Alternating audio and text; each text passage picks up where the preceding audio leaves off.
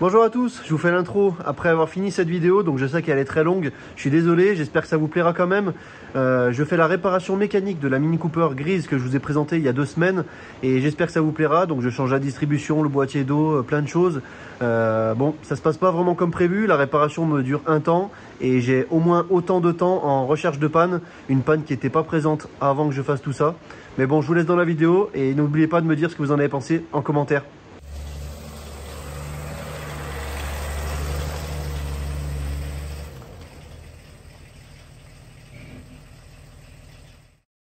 De retour sur la Mini Cooper, j'ai commandé toutes les pièces. Bon, bien sûr, ça va pas arriver aujourd'hui, mais vous inquiétez pas, ça serait dans la suite de la vidéo. Tout d'abord, ce que je vais faire, c'est que je vais remonter le coussinet, enfin le palier de bielle que j'ai démonté, le palier numéro 1 de la bielle numéro 1. Alors, je vais démonter pour voir l'état des coussinets, je l'avais pas encore remonté. Enfin, l'état des coussinets et aussi l'état du vilebrequin, des paliers, quoi. Mais bon, tout va bien. Donc, je vais remonter ce palier, comme ça sera fait de ce côté-là. Je vais pas remonter le reste tout de suite parce que comme j'ai dit, j'ai peur qu'il y ait des morceaux de guide qui tombent et tant qu'à tomber, autant que ça tombe par terre et que je revérifie une dernière fois quand la distribution sera faite. Pour que la distribution soit faite, faut que je la reçoive, c'est pas encore le cas. Donc je vais d'abord remonter le palier et dans la suite de la vidéo, dès que j'aurai reçu les pièces que j'ai commandées, on pourra continuer la mécanique. J'ai remonté le palier que j'avais démonté, le palier de bielle, enfin l'autre côté de la bielle. Serrage, d'abord 5 Nm, ensuite 10 et ensuite 130 degrés. Bien sûr, normalement il faut changer les vis, là je l'ai pas fait, mais bon, c'est pas grave, c'est mon risque, enfin, c'est moi qui prends le risque. Surtout quand vous démontez le palier de bielle, surtout ne vous trompez pas, ne le mettez pas à l'envers. Parce que les bielles elles sont cassées en deux et forcément la cassure est pas pareil du même côté. Donc si vous le mettez dans l'autre sens, vous risquez d'avoir trop de serrage ou pas assez et donc du coup de tout abîmer si vous le remontez comme ça. Donc faites bien gaffe quand vous le démontez de bien le remonter dans le même sens que vous l'avez démonté. J'ai enfin reçu les pièces que j'ai commandées. Suite à la vidéo de la semaine dernière sur la Mini rouge, je sais à peu près comment je vais procéder pour changer les pièces de celle-ci. Je n'ai pas besoin de démonter la face avant, je pense pas avoir besoin, en tout cas cette fois-ci. Donc ce que je vais faire, c'est que je vais démonter le phare gauche, je vais démonter la traverse, bon il faut que je démonte le phare droit, le phare droit et le phare gauche, pardon. Je vais démonter juste la traverse en métal, la mettre sur le côté comme j'avais fait sur la rouge. Comme ça, je pourrais démonter le support moteur facilement. Je vais commencer par faire la distribution. Pour faire la distribution, je vais aussi démonter le collecteur d'admission et ça me permettra aussi de changer cette durite là. Pourquoi je vais démonter le collecteur d'admission? Parce que sinon l'accès au tendeur il est difficile et je crois même qu'on peut pas le sortir sans qu'il y ait le collecteur ou alors si, mais il faut enlever le papillon. Dans tous les cas, moi je dois retirer le collecteur d'admission pour changer ce tuyau parce que là il est branché par dessus et sinon il vient se brancher à peu près là sous le collecteur. Donc sans défaire le collecteur c'est pas possible. Donc comme j'ai dit, je vais défaire le collecteur en premier pour changer cette durite. Peut-être que je la changerai au dernier moment pour pas l'abîmer. Et je vais aussi démonter le couvre-culasse, la roue, le feu, tout ça, le passage de roue pour pouvoir faire la distribution et voir bien sûr enfin l'état de ces patins qui étaient désintégrés dans le carter d'huile. Je suis en train de démonter le passage de roue, j'ai enlevé la roue passager, j'ai enlevé aussi la traverse et en fait en regardant je me rends compte qu'ici il y a une vis qui est coincée sous le support moteur. Enfin coincée, oui et non, la tête elle est coincée. Je sais pas ce que c'est cette vis, donc on verra, faudra faire gaffe au remontage si jamais elle était quelque part. Et là je peux voir que c'est bien gras là ici derrière, donc aussi à vérifier, à mon avis ça doit être le couvre-culasse, le joint du couvre-culasse qui n'était pas très étanche. Donc bref, j'avance sur le démontage, de toute façon le support moteur on va l'enlever, donc on y verra beaucoup plus clair. Je commence à démonter là, j'ai un petit peu arrêté sur le collecteur d'admission parce qu'en fait le câble qui branche le tendeur, enfin je sais plus comment il s'appelle à chaque fois ce truc, le tendeur électronique de pompe à eau, d'ailleurs qui est certainement en panne sur celle-ci, je vais essayer d'en mettre un autre que j'ai d'occasion pour voir s'il y a encore le défaut. Donc je veux débrancher ça pour pouvoir enlever ce fil, enlever la rampe d'injection et pas être trop embêté par le faisceau de ce côté là. Donc ça sera beaucoup plus simple d'enlever juste cette petite prise avant d'enlever l'admission, tout ça, bref vous avez compris. Là j'enlève le passage de roue ou au moins la partie avant parce que la partie arrière faut démonter tout dessous, bon bref, et ça me suffira pour passer de ce côté. Bon, pas la peine de m'embêter à enlever tout le passage de roue, juste la partie avant ça suffit largement. J'ai vu que la courroie d'accessoires est en très bon état, elle est certainement pas très vieille étant donné l'état visuel en tout cas. Donc c'est parti, je vais continuer le démontage. Là je vais pouvoir poser le CRIX sous le moteur pour pouvoir enlever le support moteur et débrancher enfin ce tendeur de pompe à eau.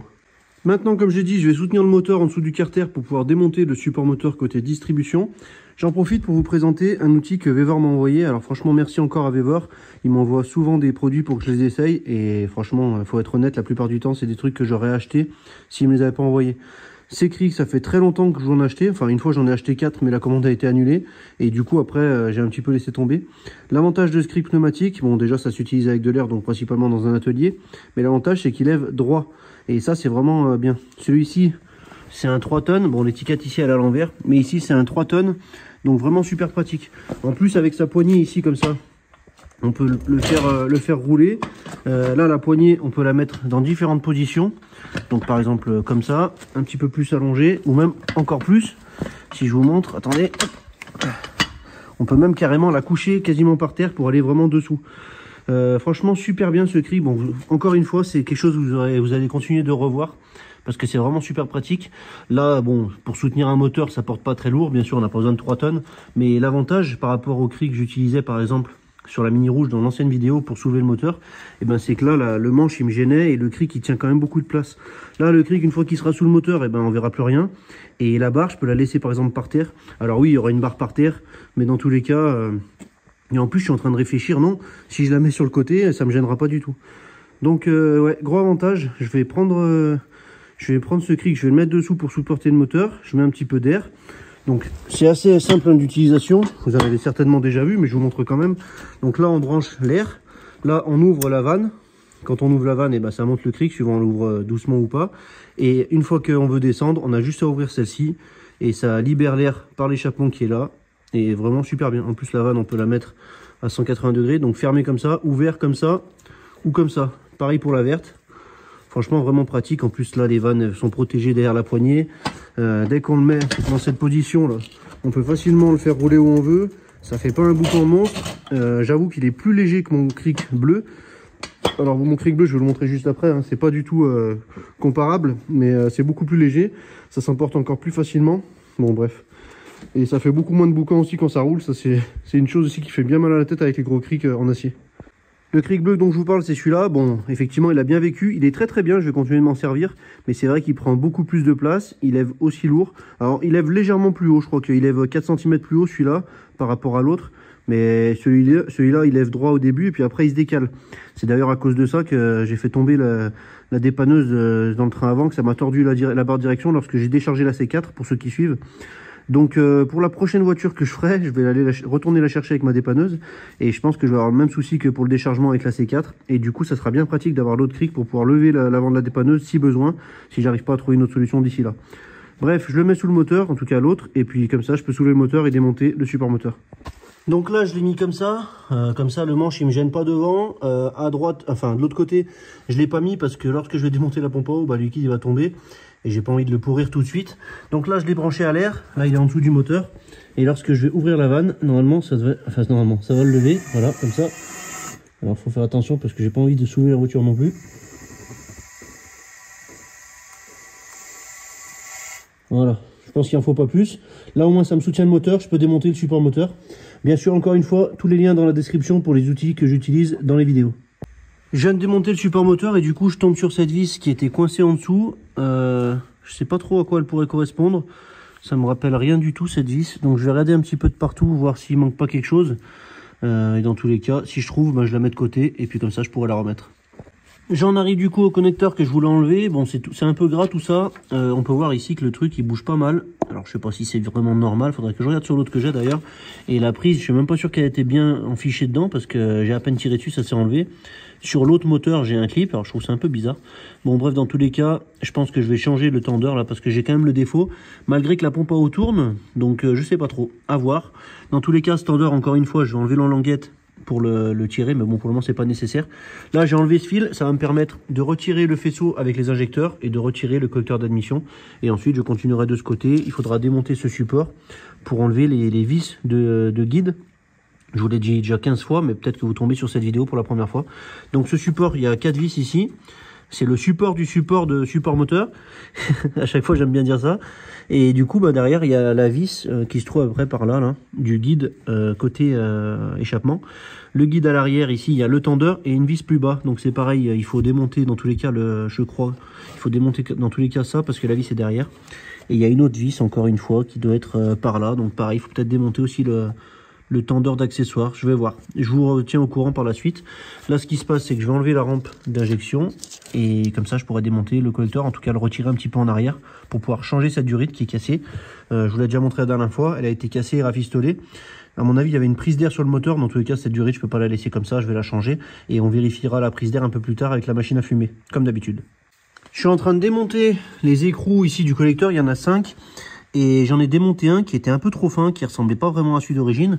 Et bah pas manqué. Je sais très bien où il est celui d'origine. On peut le voir juste ici. Donc il est juste là. Voilà, on le voit juste là. Donc c'était encore un champion, le mécano qui a démonté ça. Après avoir démonté le collecteur d'admission, je l'ai retiré un petit peu en arrière comme d'habitude. Alors pour le collecteur d'admission, encore une fois, je vais le répéter rapidement. Il y a une petite vis de 10 qui tient une espèce de capteur juste sur le dessous du collecteur, là, sous ce numéro 2 du cylindre. Et ensuite, il y a une vis plus profonde qu'on retrouve juste là, on voit l'écrou là, donc il faut passer par derrière. Il faut la desserrer, moi je la démonte pas parce qu'après pour la remettre c'est une galère. Je la desserre à fond et ça permet de sortir le collecteur. Pourquoi j'ai sorti le collecteur? Pour deux choses. Déjà le tendeur de chaîne qui est ici, qui n'a pas le trou d'ailleurs, donc qui est une ancienne version. Je l'avais certainement déjà dit la dernière fois. Pour l'enlever, c'est un peu compliqué, ou alors il faut démonter le papillon, donc le papillon autant le démonter sur le collecteur d'admission, autant le laisser, pardon. Et une deuxième chose, c'est que cette durite, comme vous avez vu, elle est cassée, je vous l'ai montré juste avant, et en fait elle se branche ici sur le collecteur. Là, comme on peut voir, le collecteur il est remis en arrière, donc c'est inaccessible sans démonter le collecteur, enfin en tout cas au moins le retirer comme ça. Pour le moment, je vais la laisser pour qu'il n'y ait rien qui tombe dedans. J'ai pas envie de mettre la nouvelle, de la casser en forçant ou quoi que ce soit, bon il n'y a pas de raison, mais on sait jamais. Là au moins j'ai l'accès au tendeur. Et maintenant, ce que je vais faire, c'est qu'on va s'occuper de la distribution. J'en profite aussi je vais en profiter après aussi d'avoir le collecteur démonté, parce que je change le boîtier d'eau. Le boîtier d'eau, c'est la pièce qui est juste là, en plastique. Et comme on peut voir, il y a un clip ici avec le tube d'eau qui va dans la pompe à eau. Ce tube d'eau, je l'ai pas acheté, il n'est pas cassé, en tout cas pour le moment. J'espère que je vais pas le casser. Et ce clip là, c'est vraiment une merde à enlever. Donc, je pense que sans le collecteur d'échappement, j'aurai un tout petit peu plus d'accès, mais vraiment rapidement. Et en espérant pouvoir changer le boîtier d'eau assez facilement. Pourquoi je change le boîtier d'eau pour ceux qui tombent sur cette vidéo? C'est parce qu'il est fissuré, mais je vous montrerai ça une nouvelle fois après, si j'y pense. Pour la distribution, j'ai démonté le couvre-culasse. Bon, il manquait que 2-3 vis à enlever parce que je l'avais déjà retiré la dernière fois. Comme on peut voir ici, ça, la pièce elle est morte. Normalement, il y a un patin qui tient là-dessus. J'avais un petit doute la dernière fois parce que j'ai travaillé sur d'autres voitures entre temps, bon, c'est pas grave. Donc cette pièce, bon, elle va être remplacée en même temps que le kit chaîne. Je remplace la chaîne, les deux patins. De toute façon, les deux patins, ils doivent être éclatés aussi. Le pignon du bas, et puis bien sûr la chaîne et le tendeur. Le tendeur, c'est pas la même version, je vous en reparlerai, je vous l'ai déjà dit plein de fois. Donc là, j'ai démonté le couvre-culasse. Comment je vais faire maintenant? C'est que je vais caler au moins les arbres à cam dans un premier temps. Ensuite, il y a une pige à mettre dans le volant moteur à travers le carter d'huile en dessous. Je vous montrerai aussi. Mais c'est plus facile de commencer par l'arbre à cam, sachant que le moteur est bien calé. La chaîne n'a pas cassé. Donc, ça sera plus facile de trouver le trou en bas. Comment ça se passe ici? De chaque côté de l'arbre à cam, il y a des formes comme celle-ci et celle-ci. Donc, il y a 3 plats de chaque côté et un arrondi. L'arrondi va sur le dessous, les 3 plats sur les côtés et sur le dessus. Ça me permet de mettre cet outil en 2 parties. Donc il y a une partie qui vient comme ça, jamais rapidement bien sûr, et une partie qui vient comme ça. Ça se visse sur 3 points, un à l'arrière, un entre les deux et un à l'avant. Et il faut bien sûr que ça touche les planches joints. À partir de ce moment-là, on sait que les arbres à cam sont bien calés. Normalement, ça devrait tomber juste pour la pige en bas. Bon, des fois, il faut légèrement bouger le vilebrequin de 1 ou 2 degrés. Je mets la pige dans le vilebrequin, je vous montrerai bien sûr juste après. Et comme ça, le moteur sera calé. À partir de là, je pourrai démonter le tendeur, la chaîne, le patin, tout ce qu'on veut. Et bien sûr, il faudra démonter encore cette partie pour pouvoir enlever les vis des guides. Je pense que j'ai tout dit, c'est pas la première fois que j'en parle, mais comme j'ai dit, c'est peut-être pas forcément tout le monde qui a vu les vidéos précédentes, donc je le redis rapidement. C'est parti, je tourne le moteur pour le mettre au bon point de calage avec les outils. Je mets la pige en bas pour que ça soit tout calé, et je démonte la distribution. J'ai déjà dit, mais je le répète encore une fois. Bon, j'avoue, je suis un peu en galère. Là, je vais vous montrer, tout va bien se passer, hein, mais je vais vous montrer le problème qu'il y avait. Donc là, il y a bien le calage des arbres à cam, les arbres à cam ne peuvent plus bouger. Et en fait, lorsque je me mets comme ça, déjà, premier problème, ça va être résolu, hein, c'est pas un problème, mais le problème qu'il y avait jusque là, c'est que là, je fais tourner le vilebrequin, donc là, je me mets entièrement à gauche, si j'y arrive.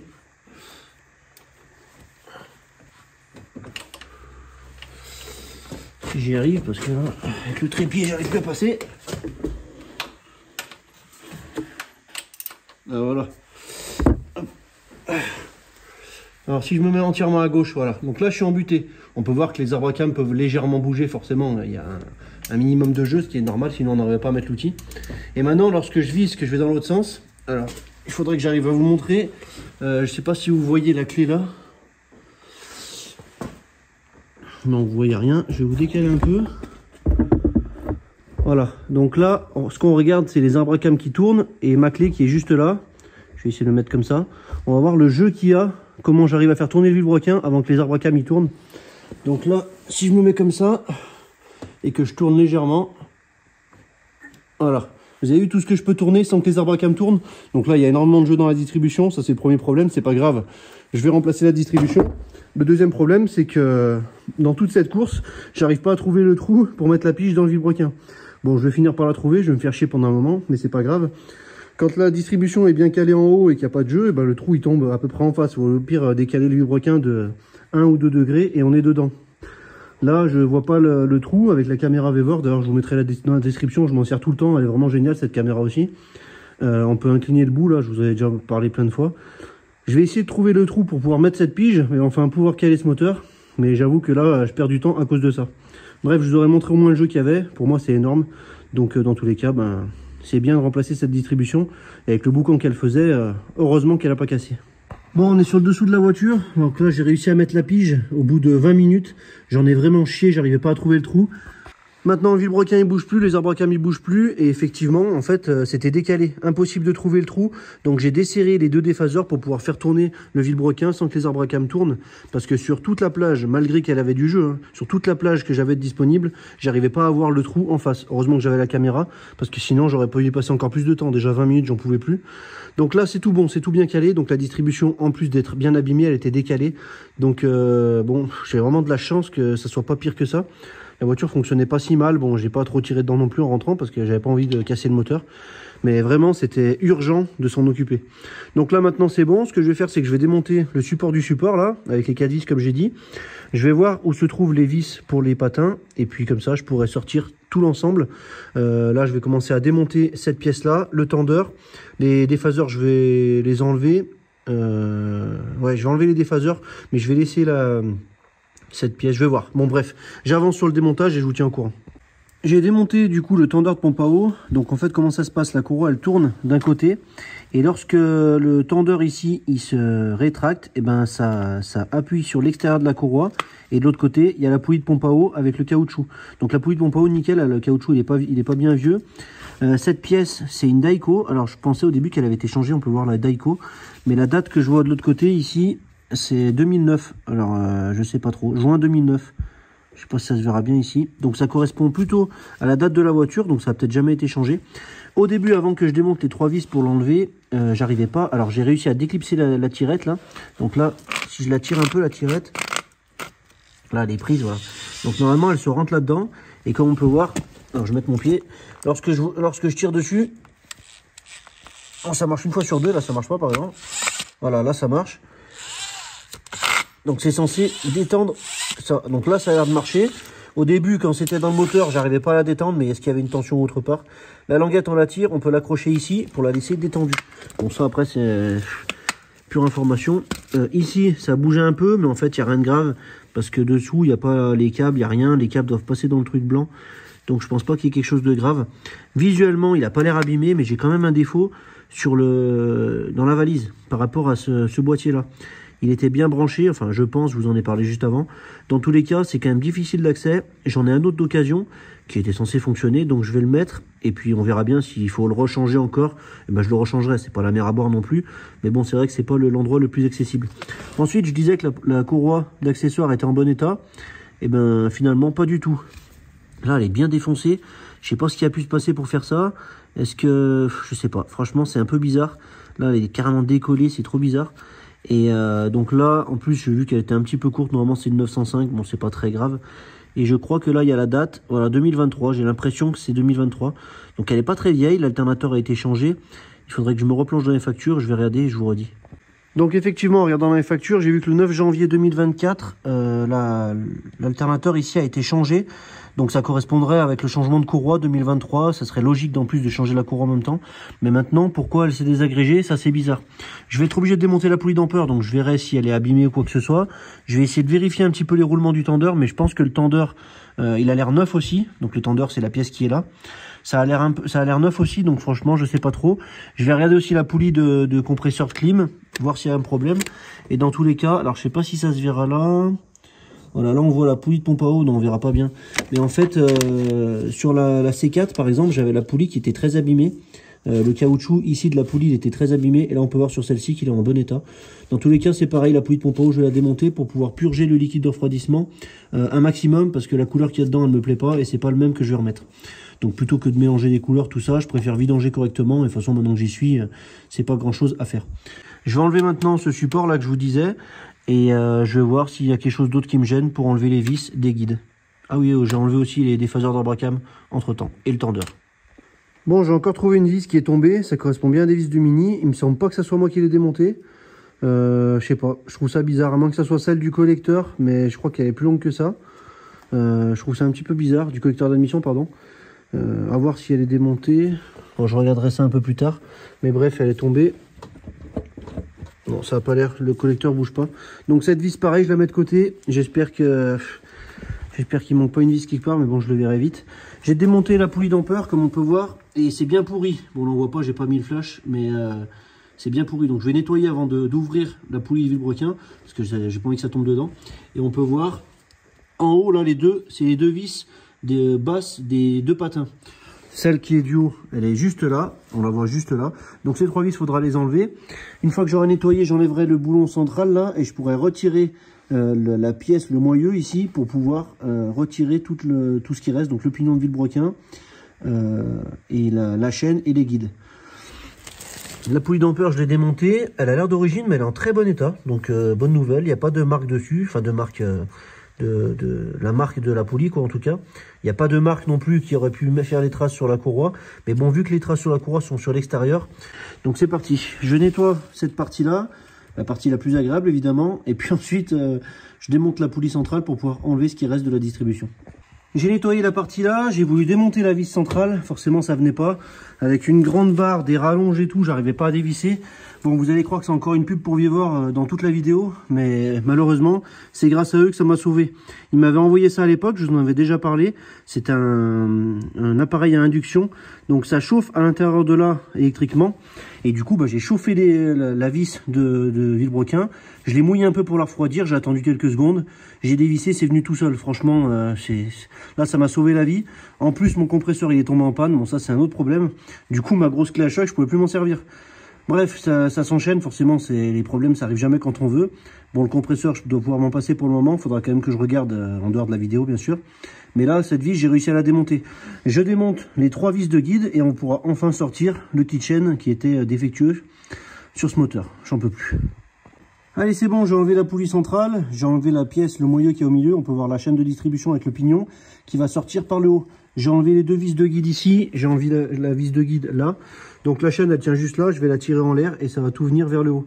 À voir si je démonte pas ça aussi. Bon, je vous mets sur le trépied et puis on fait tout ça, je sors toute cette merde.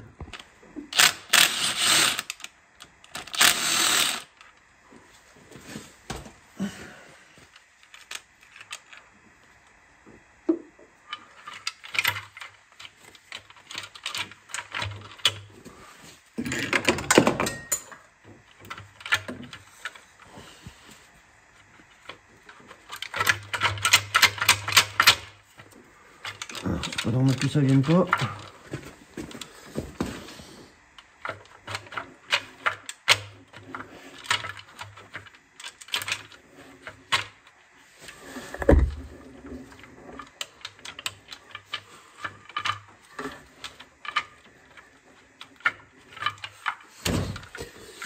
Bon, je crois que le guide il est tellement éclaté celui-là là, qu'il ne veut pas venir.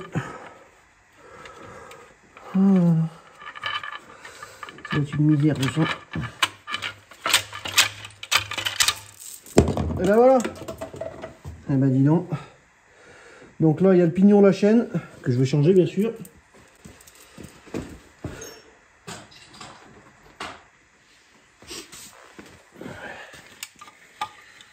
Je sens bien la douille venir. Ah oh là putain oui. C'est tout mort ici.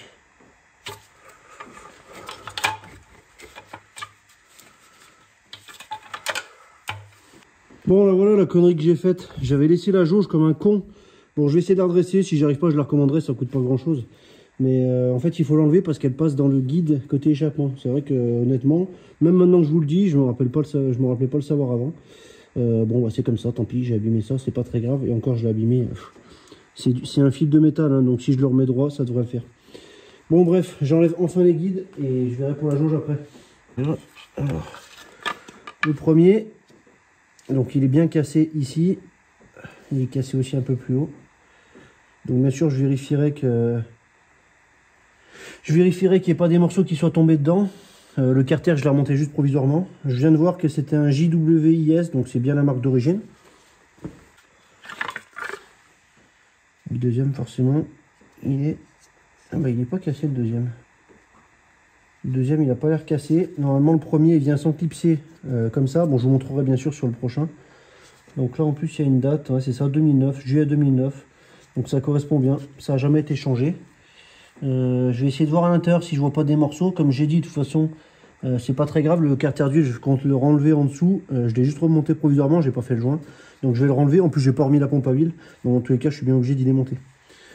Bon, une bonne chose de faite, je fais le tour pour voir si j'ai rien loupé. Et puis on fait la comparaison avec l'ancien kit chaîne et le nouveau. Alors pour le kit de distribution, je parle pas trop des marques d'habitude, mais là je suis très content de ce kit, donc je vais en parler. Donc c'est un Dayco, le rapport qualité-prix il est vraiment au top.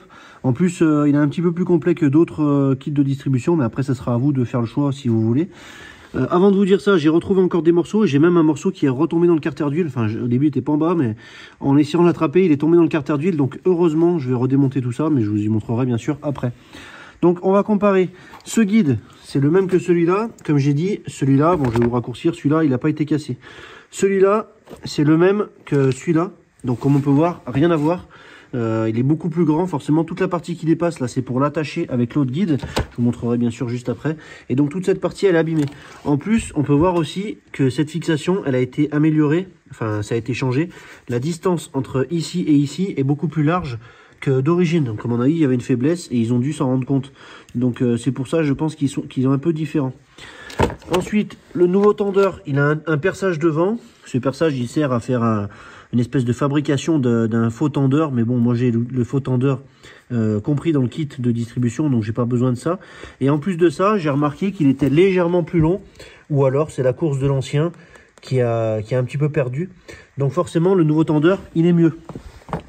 Là, on peut voir l'ancien joint SPI qui est autour du vilebrequin. Donc là, j'ai démonté l'ancien, j'ai le nouveau. Ça, c'est pas fourni dans le kit, hein. Je le change quand même.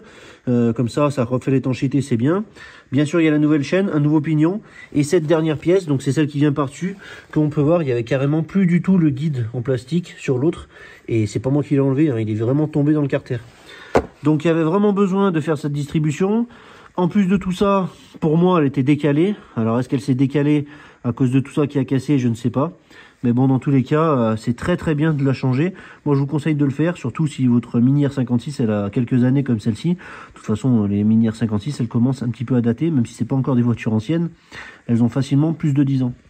Pour la jauge, j'aurais pas besoin de la changer. J'ai réussi à la redresser, donc nickel. Pas de dépenses en plus. Économie la team. Donc c'est parti, j'ai assemblé les deux guides ensemble. Donc là, ça se tient tout, hein, avec le pignon qui vient se mettre un petit peu là-dedans. La chaîne, alors faites attention, cette surface-là du pignon et l'autre côté, il faut que ça soit extrêmement propre. C'est très important parce que c'est serré par friction, c'est-à-dire que s'il y a du gras ou quoi que ce soit, ça peut se décaler, ça peut faire tourner la distribution. Donc faites très attention à ça. Sur le pignon de la pompe à huile qui reste sur le moteur, faites très attention aussi à bien nettoyer, avec du nettoyant frein si vous pouvez. Ensuite, j'ai préparé ces deux vis qui tiennent les guides, donc qui se mettent ici et là, qui se mettent en bas. Comme ça, dès que je mets le truc, ça se tiendra bien en place. Le pignon, j'essaie de le mettre directement à peu près en place. Dans tous les cas, ça bouge pas, hein. Il y a des pièces qui sont faites pour le tenir un petit peu en attendant. Et ces pièces, normalement, il y a des caoutchoucs ici. Alors, ils sont pas fournis malheureusement avec ce kit. Moi, je les change quand même, mais bon, c'est pas l'endroit le moins étanche du monde non plus, mais je préfère changer les joints pendant que j'y suis. Donc, j'ai préparé toutes ces pièces. Je vais insérer ça par le dessus de la culasse, mettre ces guides, comme ça, enfin ces guides, c'est les vis de guide, pardon. Comme ça se tiendra à peu près. Et ensuite, bah, je vous dis la suite. Allez, c'est parti. Donc comme j'ai dit, attention à ce que ces surfaces soient bien propres. Je me répète encore une fois, mais c'est très important. Le guide avec les deux trous côté échappement, parce que de l'autre côté, il n'y a pas besoin de deux vis pour ce guide, étant donné qu'il y a le tendeur. Donc j'insère tout ça. Normalement, ça doit se mettre à peu près en place. Hop là. Voilà. Donc je vous montrerai après. Mais en dessous, avec les choses qui permettent de tenir provisoirement tout ça. Donc là, normalement il aurait fallu que je prévoie ça. Alors, c'est pas très loin. Normalement il y a un outil qui se met là. Donc comme je disais, normalement il y a un outil qui se met là, à la place de ce guide. Mais je crois que je préfère autant mettre celui-là directement. Au moins ça se tient à peu près déjà bien. Alors je vais pas le lisser à fond parce qu'il faudra peut-être le renlever. Non, il n'y a peut-être pas besoin de l'enlever. Donc comme j'ai dit, normalement il y a un outil qui se met à la place de ce truc là. Mais honnêtement pour le moment, enfin à force de m'en servir, je me suis rendu compte que ça ne servait pas à grand chose. Parce qu'on le met que pour 10 secondes. Donc autant mettre ça directement. Je vais vous montrer en dessous, avant de mettre les vis, que ça se tient déjà comme ça au niveau du pignon. Parce qu'il y a une espèce de patte en alu dans le bloc moteur ou dans le carter, je sais pas, qui permet de tenir le pignon à peu près à sa place. Donc ça c'est très utile. Je vous montre ça tout de suite. Donc voilà au niveau du pignon, et comme je disais, il y a cette partie là, tout ici là, donc ça fait bien partie du bloc moteur. On peut voir qu'il soutient le pignon, donc la chaîne et le pignon qui est posé là-dessus en attendant de mettre le moyeu qui rentre à l'intérieur ici. Donc vraiment très important de faire attention à ce que ça soit bien mis quand même, comme d'habitude. Hein. Donc là pour moi c'est bon, et maintenant je vais mettre les deux vis dans ces endroits-là. On peut voir que les guides ne sont pas parfaitement en face, mais qui sont déjà à peu près mis. Donc je mets ces deux vis, je les serrerai au couple un peu plus tard, et je mets la troisième qui vient juste là au-dessus, en dessous de l'arbre à cam d'échappement. J'ai remis le moyeu au milieu du vilebrequin, j'ai pas serré la vis, hein, je l'ai juste mis en contact. J'ai bien serré les trois vis de guide, donc 25 Nm pour les trois. Je crois que normalement il y en a deux à 24 et une à 25, moi je fais tout à 25. Là je la serre pas tout de suite cette vis. Maintenant ce que je vais faire c'est que je vais mettre les déphaseurs, donc je vais les essuyer un petit peu, les installer. Pareil, je vais mettre les vis au contact sans les serrer. Ensuite je mettrai le faux tendeur pour mettre tout en tension. Étant donné que le moteur il est déjà calé, il manquera plus qu'à serrer la vis du bas en premier, celle-ci puis celle-ci. Et bien sûr il faut changer les trois vis. Pour les déphaseurs, vous pouvez pas vous tromper, il y en a un c'est écrit EX, donc exhaust pour l'échappement, côté échappement, et l'autre c'est écrit IN pour inlet, côté ou intake, je sais plus, intake peut-être, pour côté admission. Ça c'est le faux tendeur que je vais mettre à la place du tendeur, tout simplement. Je serre à fond la grosse partie, et ensuite je serre à la main le plus possible la petite partie, pas besoin d'y faire à la clé, ou alors c'est très peu de Nm, je crois que c'est 3-4 Nm. Pour tout ça, ça sera bon. Là, tout est en place. Ça, c'est encore pas serré. Je le ferai à la fin, bien sûr. Donc, je mets en tension la chaîne avec le faux tendeur. Étant donné que tout est calé déjà, eh ben, il manquera plus qu'à serrer les trois vis. Pour les serrages, la vis du vilebrequin, c'est 50 Nm puis 180 degrés. Ensuite, la première, c'est l'admission, 20 Nm plus 180 degrés. Et enfin, celle-ci, 20 Nm plus 180 degrés. Une fois que tout ça c'est fait, j'enlève les calages, la pige en dessous. Je fais 2 tours moteur ou 4, comme j'ai envie, si je suis motivé. Je remets les calages en haut, et si la pige rentre en bas encore une fois, eh ben ça veut dire que mon calage n'a pas bougé. Je pourrais à ce moment-là enlever le tendeur, le faux tendeur ici, et mettre le vrai tendeur avant de renlever les calages et resserrer bien sûr cette pièce-là. J'espère que c'est clair. Après, il manquera juste à remettre le joint à lèvres autour de la poulie de vilebrequin et mettre la poulie d'ampère, et ce sera ça bon pour la distribution. Bon, ça y est, j'ai démonté les outils, j'ai fait 4 tours moteur, j'ai remis les outils des arbres à cam, j'ai pas encore mis la pige sur le vilebrequin. Je vais vous montrer la comparaison de quand je tourne le vilebrequin, comment ça bouge au niveau des arbres à cam. Rien à voir avec avant, donc forcément il y a quand même un peu du jeu, c'est normal. Donc je vais aller tout au fond, à fond à gauche, ça sera bon, et après on ira à droite. Donc là, voilà. Donc là je suis en butée vers la gauche, et quand je tourne dans le sens du moteur, j'y arrive. Donc là, je sais pas si on verra bien mon outil en bas là. Juste là, regardez un petit peu comment il tourne et le jeu qu'il y a. Voilà, là donc là je suis à fond, j'ai même pas tourné de 3 à 4 degrés alors qu'avant j'avais au moins 10-15 degrés, donc il y avait vraiment un problème avant. Là avec ce jeu, vous comprenez bien que le trou il n'est pas forcément pile poil en face, mais tant que j'arrive à jouer avec ce jeu sans forcer et j'arrive à mettre la pige dans le vilebrequin en dessous, et pour moi ça sera bon. Je vais encore me faire chier comme tout à l'heure, bon j'espère que ça prendra pas 20 minutes cette fois-ci pour trouver le trou. Et comme ça après, si c'est bon, je démonte le tendeur, le faux tendeur, je mets le nouveau, le 9, et une fois que le tendeur est mis et serré à 75 Nm, et ben je pourrai enlever les outils de calage, et puis la distribution, ça sera bon pour moi. Après je mettrai le joint spi ici en bas, mais pas besoin que ça soit calé pour faire ça. Allez, pour moi la distribution c'est bon, le calage il était bon, j'en ai profité pour enlever le faux tendeur, de mettre le nouveau tendeur avec le perçage là. Ça c'est serré à 75 Nm. Donc ça c'est bon. Ensuite j'ai enlevé les outils de calage en haut et en bas, j'ai déjà tout rangé. J'ai bien sûr fini de serrer ça là, donc les deux petites vis qui vont là. Et j'ai mis le joint à lèvres, donc on voit juste là. Donc voilà, j'ai mis le joint à lèvres, donc il est tout neuf, impeccable. Il manquera plus qu'à remettre la poulie d'ampère. Avant de faire ça, je vais voir si ça me laisse pas un peu plus de place pour démonter la pompe à eau, pour vidanger le liquide de refroidissement. Mais dans tous les cas, je vous montre ça dans la suite de la vidéo. Pour moi, la distribution, c'est bon. Je viens de démonter la pompe à eau, donc je sais pas ce que c'est cette marque, mais bon, c'est pas une marque que je connais bien. Et en plus, ils ont fait ça comme des cochons, encore une fois, ils ont mis de la pâte à joindre partout. Quand il y a un joint torique, enfin bon, j'appelle ça torique, hein, vous avez compris, il faut pas mettre de pâte à joint, ça sert à rien, à part foutre de la merde dans le circuit ou quoi que ce soit. Bref, c'est encore du boulot de merde. Bon, heureusement, la pompe, elle est pas en mauvais état. Elle est même, en avis, assez récente. Moi, j'ai commandé un nouveau joint, donc je vais le changer. Et puis, je vais surtout nettoyer toute la pâte à joint qui a été mise ici. J'ai remonté la pompe à eau sans pâte à joint avec le joint neuf cette fois-ci. J'ai resserré bien les vis comme il fallait. C'était tout ça pour purger le liquide de refroidissement pour ceux qui n'avaient pas suivi. Parce que sinon, je pouvais pas enlever le liquide de refroidissement qu'il y avait dans le bloc moteur. Donc là, j'aurais peut-être pas tout purgé à 100%, mais j'en aurais enlevé un maximum. Parce que je change la couleur, celle qu'il y avait avant, ça me plaisait pas. Bref, peu importe. Ensuite, la poulie de la pompe à eau. Au début, je disais qu'elle était bonne. Alors, c'est laquelle? Je sais plus laquelle c'est. Voilà, c'était celle-là qui était montée sur le moteur. Donc, comme on peut voir, elle est un petit peu fissurée côté intérieur. Alors c'est pas grand chose, hein, ça aurait pu fonctionner encore un peu. Mais bon, sur l'autre moteur que j'ai, j'en avais une qui est très propre. Et du coup, ben, enfin qui est très propre. Elle est un peu grasse là, il faudrait que je l'essuie un peu. Mais qui est pas fissurée du tout. Donc ça c'est bon signe. Je vais monter plutôt celle-ci. Et pour le tendeur de pompe à eau qui est ici, qui est électronique, le deuxième que j'ai, alors je l'ai pas, enfin je l'ai démonté, mais je l'ai remonté sur le moteur pour pas le perdre. Et j'ai pas la partie électronique ici, donc en fait c'est pas le bon modèle. Dans tous les cas, ça serait pas branché. Espérons que le problème c'était juste que la prise était mal branchée, parce qu'il n'y a pas vraiment de clip. Enfin je pense que la fixation elle est peut-être un peu cassée. Dans tous les cas, je mettrai un riselant pour que ça tienne. Et si j'ai toujours le défaut, et ben j'en commanderai un, mais cette fois-ci je commanderai le bon avec la partie électronique. Bon, je redis bien, hein, l'autre que j'ai, je ne l'avais pas commandé, il était sur le moteur que j'avais en plus. Donc je vais remonter ça, bien sûr, il faudra bien y nettoyer parce que c'est bien gras, certainement à cause du joint de couvre-culasse. Et bien remettre aussi la languette ici. Alors là, elle est tirée pour que le tendeur il s'étende et que ça force pas sur la courroie d'accessoires. Mais une fois que tout est remonté, d'ailleurs la courroie d'accessoires, je l'ai reçue aussi, la nouvelle. Une fois que c'est remonté, il faut bien remettre la tirette à l'intérieur et bien la reclipser parce que sinon c'est pareil, ça fonctionne pas correctement. Bon, cette pièce, j'espère que j'aurai pas besoin de la redémonter, mais s'il faut le faire, et ben je le ferai, c'est pas très grave.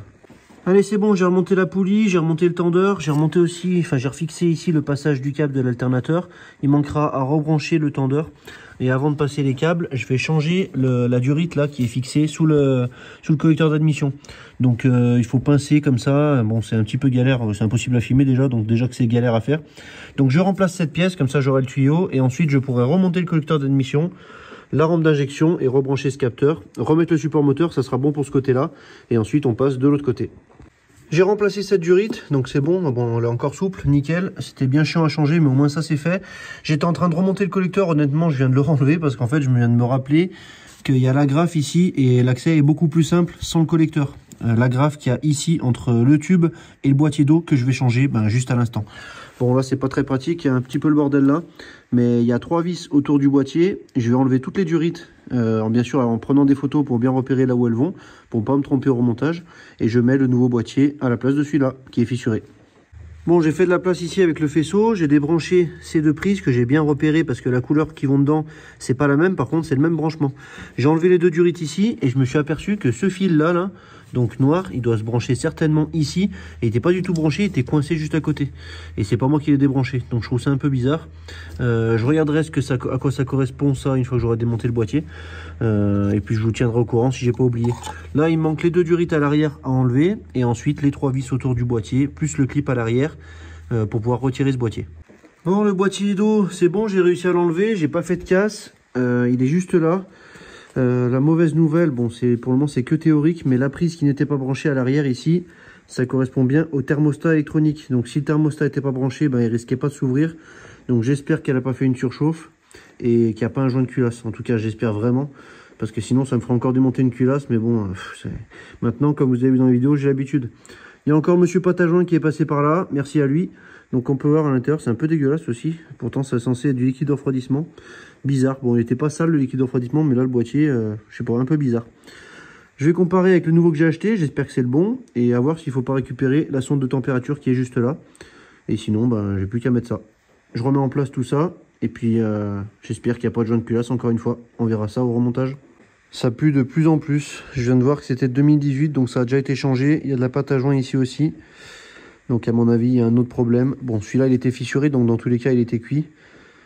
Oh là là, j'espère que c'est pas trop grave, j'espère vraiment qu'il n'y a pas de joint de culasse. Bon, dans tous les cas, ce boîtier, il faut le changer. Ça changera pas quelque chose à tout ça. Mais bon, joint de culasse, faudra encore tout renlever, comme j'ai fait sur la rouge. Vous l'avez déjà vu en vidéo en plus, donc ça m'embêterait de devoir le refaire encore une fois en vidéo.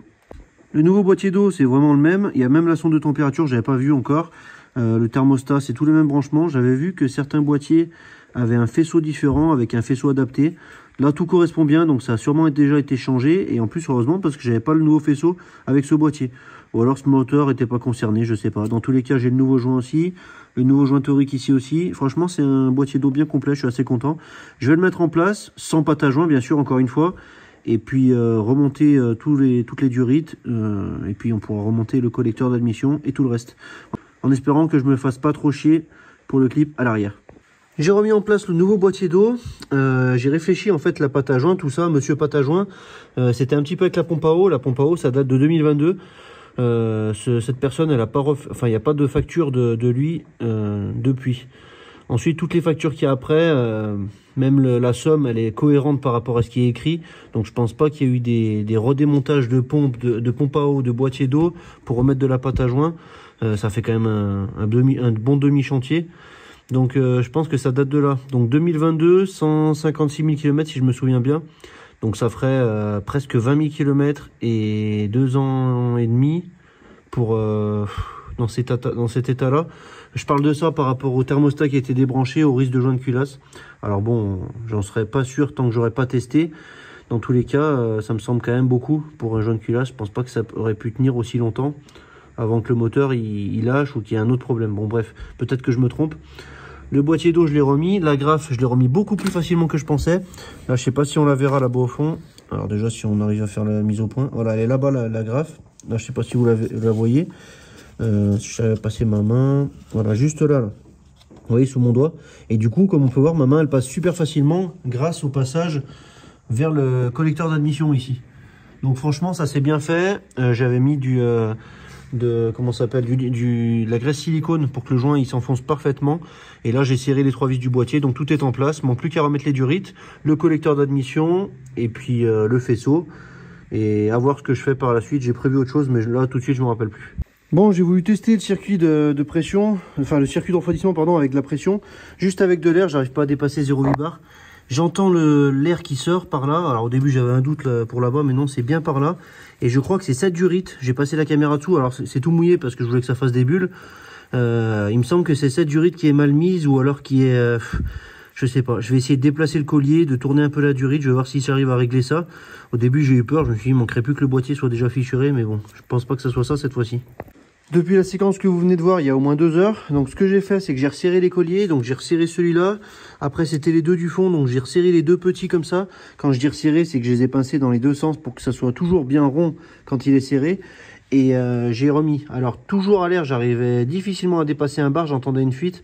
Mais bon, forcément l'air c'est moins étanche que l'eau. Donc j'ai décidé de purger le liquide de refroidissement, enfin de le purger, de le remplir en tout cas. Et de remettre la pression une fois qu'il y avait le liquide de refroidissement. Donc là comme on peut voir, j'ai 1 bar 7, on voit rien parce que ça brille. J'ai environ 1 bar 7 depuis au moins facilement une demi-heure, voire même plus. Parce qu'en attendant, j'ai remonté le collecteur d'admission, j'ai remis la vis dessous, j'ai remis la vis du capteur, j'ai rattaché les câbles qui s'étaient détachés. J'ai resserré le papillon parce que j'avais dû desserrer pour faire passer cette durite entre le papillon et le collecteur d'admission. Et qu'est-ce que j'ai fait d'autre? Je sais plus, j'ai fait d'autres bricoles. Dans tous les cas, la pression, elle tient. Là, je vais l'enlever parce que c'est pas bien bon qu'il y ait autant de pression, bien sûr. Encore une fois, le bouchon d'origine sur cette voiture, c'est 1,4 bar. Ah oui, ça y est, je me souviens de ce que j'ai fait d'autre. J'ai enlevé les 4 bougies, j'ai mis un coup de caméra à l'intérieur pour voir si j'avais pas une fuite ou quoi que ce soit. Bon, visiblement, pour le moment, il n'y a pas de joint de culasse. En tout cas, s'il y en a un, il est très très infime. Mais bon, on verra ça encore une fois que ça sera tout remonté. Pour le moment, je vois pas de problème. Et je vais renlever la pression. Bah, je vais enlever tout de suite. Ce que je vais faire, c'est que je vais continuer le remontage, c'est-à-dire remettre la rampe d'injection, le capteur qui va de l'autre côté, comme ça je pourrai enfin remettre le support moteur. Et puis encore une fois, je vais réfléchir parce qu'il me semble que j'ai encore oublié quelque chose que je voulais faire, mais je vous tiens au courant dans la suite de la vidéo. Allez, j'ai remonté le support moteur, le couvre-culasse avec un nouveau joint L-Ring. Pourquoi je dis la marque? D'habitude je le dis pas, mais là c'est vraiment de la bonne qualité, franchement, pas besoin de se faire chier quand on retourne le couvre-culasse. Le joint il tient en place. Si on le pose ou si ça touche à peine quelque chose ou si ça fait une vibration, que ça tape dans quelque chose, le joint il tombe pas, il tient bien en place. Pas comme le Corteco que j'ai mis sur l'autre couvre-culasse, franchement, rien à voir la qualité. J'ai rebranché le tuyau que j'ai changé là pour pouvoir avoir la prise d'air. J'ai pas encore remis la boîte à air parce que je vais faire un test de fumée pour voir s'il n'y a pas une énorme fuite ou même une petite fuite du côté de l'admission, parce que sinon ça créerait des problèmes. Qu'est-ce que j'ai fait? Là j'ai refait un morceau pas une gaine, mais j'ai enroulé le faisceau là qui était un peu dénudé. J'ai changé le filtre à huile, j'ai nettoyé un petit peu par là, j'ai refixé les deux sondes lambda, enfin j'ai rebranché les deux sondes lambda. Bien sûr j'ai rebranché aussi tout ce qui va là, le calculateur. Normalement il n'y a plus rien à brancher de ce côté là. J'ai rebranché l'électrovanne, j'ai refait passer les fils, remis les bobines. Bref, tout ça c'est tout bon. Je vais faire le test de fumée comme j'ai dit, et ensuite si tout est bon je pourrai remonter la boîte à air et l'admission d'air qui apparaît ici, et ensuite je passerai sur le dessous pour pouvoir finir de remonter la pompe à huile, refaire un joint du carter propre, nettoyer le carter, et puis ça sera bon pour redémarrer. Il faudra juste remettre la jauge. D'ailleurs je vais la mettre pour tester l'étanchéité. Je suis en train de voir, je suis en train de me demander si ça va pas fuir par en dessous. Non, normalement je vais refermer. Non, je vais remettre la jauge pour faire le test de fumée. Et de toute façon, si ça fuit par en dessous vers le carter, je saurai que la fuite elle n'est pas très importante. Parce que si ça fuit du côté du réservoir d'huile, on va dire, c'est pas très grave. Donc c'est parti, je fais ça. Je fais le test de fumée, je vous montre bien sûr. Et puis je remonte tout ce qui manque.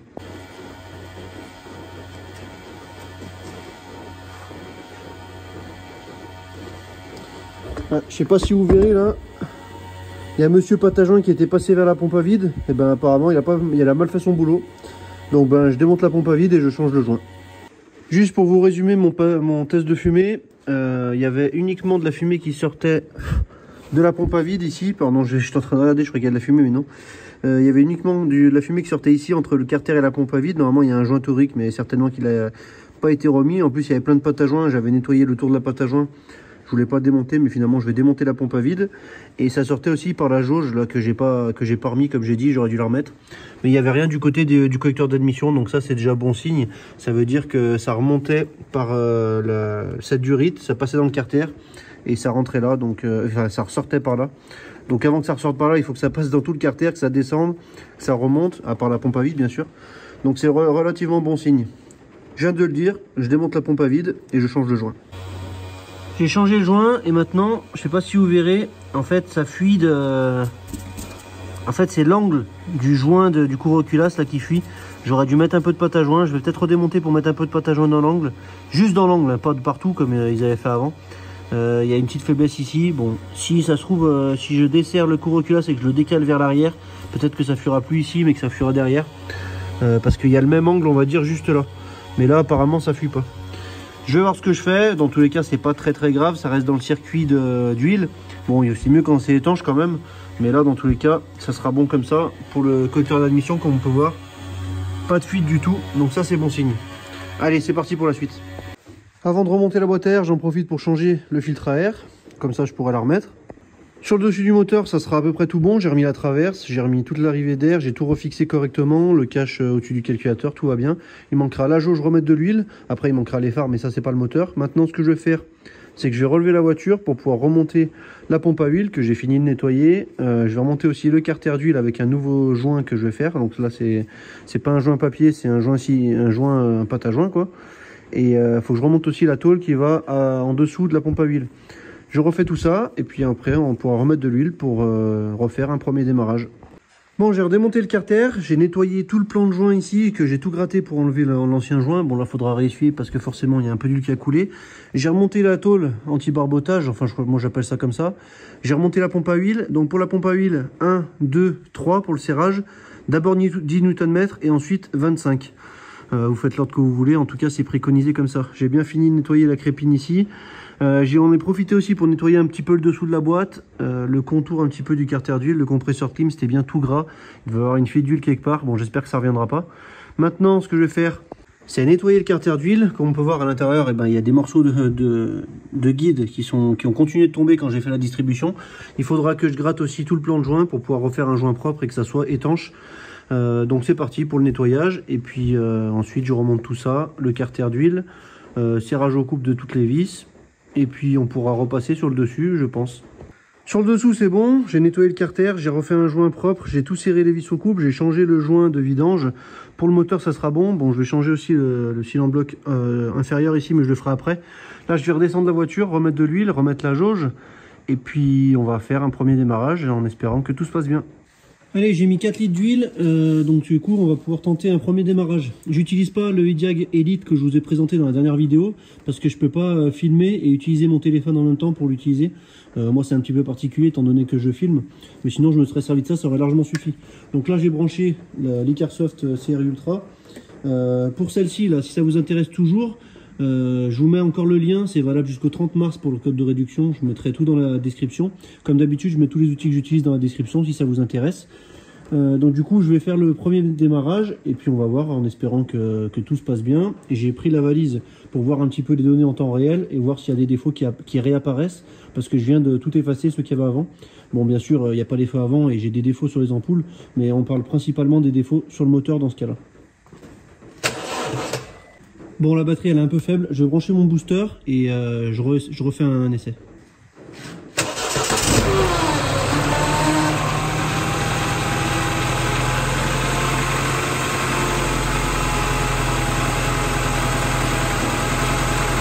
Bon, déjà ça claque tout comme avant, donc c'est bon signe.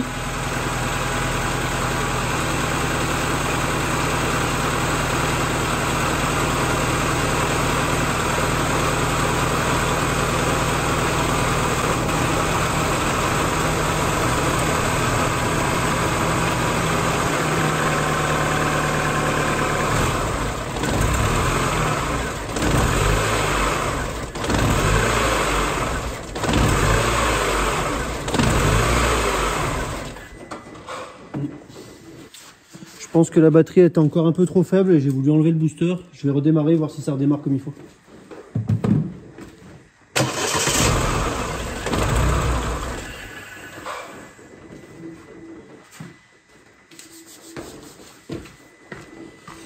Non, apparemment c'est pas la batterie. Je vais arrêter un petit peu et je vous tiens au courant. J'ai essayé de redémarrer, ça refonctionnait bien et ça a recoupé de la même façon, donc ça servait à rien que je vous montre. J'ai ce défaut là qui est apparu, donc le 2845 Vanos échappement, mouvement de l'actionneur. Donc sur ce moteur, il y a deux Vanos, enfin deux déphasages, donc il y a celui de l'admission qui est à l'arrière, celui d'échappement qui est à l'avant. Sur chaque déphaseur, il y a une électrovanne ici qui est branchée, comme on peut voir. Il y en a une la même de l'autre côté au même niveau. Et ces électrovannes, elles sont pilotées électriquement pour amener plus ou moins de l'huile dans les déphaseurs, pour les décaler le déphasage de l'arbre à cam en fait. Donc là, mon problème, si c'est bien par rapport à ce défaut, c'est soit cette électrovanne qui fait pas comme il faut. Je crois que j'ai une valeur de consigne à 107 degrés et en fait la réalité c'est 100 degrés ou l'inverse, je sais plus pour l'échappement. Donc forcément ça doit me créer un défaut et ce qui me fait un petit peu déconner tout ça. Donc le plus simple pour le moment ça serait de démonter cette électrovanne, de la nettoyer, de la remonter. Si jamais ça fait encore le problème, encore une fois j'ai l'autre moteur de VTI donc je pourrais récupérer une électrovanne. J'ai vu un petit peu rapidement sur internet que c'était arrivé à d'autres personnes qui venaient aussi de faire la distribution. Donc c'est peut-être quelque chose, une petite faiblesse ou quelque chose qui va pas. Je vais déjà la démonter pour voir si elle n'est pas pleine de merde. Et si elle est vraiment sale, et ben c'est peut-être à cause de ça que ça faisait le défaut. Heureusement c'est celle de l'avant parce que celle de l'arrière elle est un petit peu plus chiante d'accès. Mais bon, c'est faisable encore pour les deux. Donc il n'y a qu'une seule vis, je crois que c'est du Torx. Pour l'enlever, la débrancher et la tirer. J'en profiterai peut-être pour changer le joint si j'en trouve un. Et puis comme ça, je peux la remonter une fois qu'elle est propre. Ou sinon, je la changerai. Quand je l'ai démontée, elle était très propre. J'ai voulu quand même la nettoyer. Et puis finalement, j'ai fini quand même par la changer. Là, comme on peut voir, c'est une marque ERA, E-R-A. Donc c'est certainement pas une d'origine. Celle que j'ai montée là, c'est une Delphi. Alors c'est une d'occasion hein, que j'avais sur l'autre moteur. Encore une fois, je me répète. Je vais réussir un redémarrage. Et si c'est encore pas ça, il y a peu de chances que les deux soient cuites. Même si j'en ai encore une troisième, il faudra peut-être enlever la culasse, revérifier la distribution. Peut-être que le Vanos est décalé ou je sais pas. Enfin le Vanos, le déphaseur pardon. Et au cas où, ben, j'ai encore un autre déphaseur là-bas. Donc c'est pas très grave, mais bon, ça fait du boulot en plus. On va voir déjà si ça fonctionne comme ça.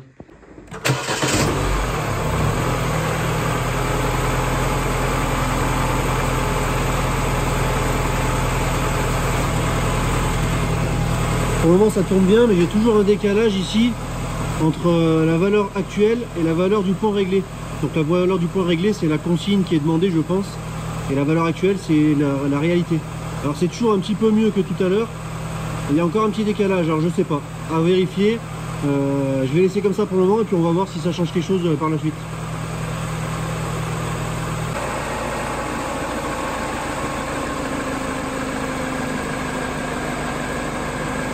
Je pense que le problème va revenir, voilà, pas manqué. J'étais sûr que le problème allait revenir. Donc visiblement, c'est pas l'électrovanne. Donc il manque plus qu'à renlever le couvre-culasse pour vérifier la distribution dans un premier temps, voir si ça s'est pas redécalé, si ça s'est pas dévissé ou quoi. Et sinon, éventuellement changer le déphaseur si vraiment je vois rien d'anormal jusque là. C'est parti. J'ai redéfait le couvre-culasse du coup et j'ai regardé, j'avais fait des repères. Alors je sais pas si on verra, j'avais fait une repère sur la vis et sur le déphaseur pour les 180 degrés et ça n'a pas bougé. Donc je me fais quand même assez confiance au niveau de la distribution étant donné que je l'ai déjà vérifié 2 fois. Donc je pense vraiment que c'est la poulie ici qui est pas bonne. En fait cette poulie elle est alimentée en huile via cette électrovanne et suivant la pression d'huile ça déphase l'arbre à cam. Et là la consigne qui est demandée elle n'arrive pas à être atteinte. Donc est-ce que c'est la poulie qui est pas bonne? Est-ce qu'elle était mal réglée? Est-ce qu'elle avait du jeu? J'ai essayé de faire tourner un petit peu l'arbre à cam comme ça avec tout en tension pour voir si la poulie était libre ou si elle déconnait. Bon, j'ai pas vu grand chose, je suis pas sûr que ça soit vraiment un bon test. Dans tous les cas, pour changer la poulie, c'est comme si je refaisais la distribution, donc c'est un petit peu merdique, j'avoue. Bon, je vais pas redémonter la poulie de déphasage de l'autre côté. Je vais remettre les outils de calage, je vais la défaire. Il faut que j'enlève le tendeur, bien sûr, pour détendre un peu la chaîne, sinon j'arriverai pas à retirer la poulie. Et comme j'ai dit, j'ai une autre poulie là-bas sur le moteur, donc je vais mettre une autre poulie d'échappement parce que admission et échappement c'est pas les mêmes. Et du coup, je vais mettre l'autre poulie que j'ai qui est sur l'autre moteur en espérant que celle-ci soit pas morte. Bon, j'aurais pu mettre du neuf aussi, mais pour pas attendre, je vais mettre celle que j'ai d'occasion. Et si ça fonctionne, ça ira très bien. Je vais peut-être remettre l'électrovanne que j'avais avant parce que comme ça me fait celle-ci en secours au cas où. Et au moins, je verrai si elle est bonne en rechangeant tout ça. Bref, je vais faire ça, je pense, hors caméra. Parce que vous l'avez déjà vu dans cette vidéo et même dans les vidéos d'avant. Donc je change cette poulie de déphasage et puis on refait un essai. Bon, j'ai défait la poulie de déphasage d'échappement, donc là EX, donc je me suis pas trompé, c'est bien exhaust, donc c'est bien échappement. J'ai rien de choquant. Ici je vois que le repère il est au bon endroit, elle a pas l'air d'avoir du jeu, j'arrive pas à la faire tourner à la main en tout cas. Je sais pas, c'est un peu bizarre, peut-être que j'aurais pu faire une réadaptation des vanos, mais je suis pas sûr que ça aurait bien changé grand chose. Je vais quand même par sécurité mettre l'autre poulie que j'ai là-bas, tout remonter et puis on verra ce que ça donne. S'il y a encore le problème, je verrai pour faire éventuellement un rapprentissage, mais je suis pas sûr que ce soit ça le problème. Bref, le calage de la distribution il a été fait entre temps, bien sûr, c'est bien retombé, donc le calage il était bon. Ma vis c'était pas desserré, il n'y avait pas de problème. Donc l'électrovanne je l'ai changé, c'est possible que les deux soient mortes, mais c'est quand même un peu difficile. Donc je pense que c'est plutôt cette poulie qui a peut-être un peu trop qui est peut-être un peu trop vieille, qui a peut-être trop subi la distribution décalée, qui battait avant. Je sais pas. Bref, je vais changer cette poulie et on verra ce que ça donne. J'ai démonté la deuxième poulie que j'avais, donc on peut bien voir que c'est bien les deux mêmes. Les références elles sont où? Voilà, les références c'est là. V75 36 08 5 80. C'est bien les mêmes pour les deux. Les deux ont l'air pareil avec la flèche dans le même encoche en haut, ici à l'arrière. Je vois pas bien de différence entre les deux. Bon, je vais essayer de mettre l'autre et puis on va voir ce que ça donne. Ok, tout est remonté, tout est recalé. J'ai revérifié la distribution encore une fois pour être certain. J'espère que mon deuxième déphaseur, la poulie de déphasage sera pas morte aussi, la deuxième. Mais bon, on va voir ça tout de suite. Tout est remonté, donc il manque plus qu'à redémarrer encore une fois pour refaire le test. J'allume la valise diagnostic pour voir les valeurs que ça me donne et puis comparer avec celle que j'avais juste avant.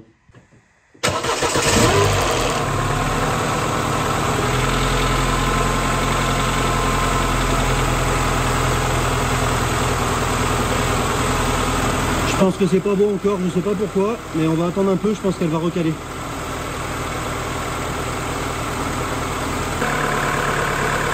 Les valeurs sont pas bonnes, ça va caler.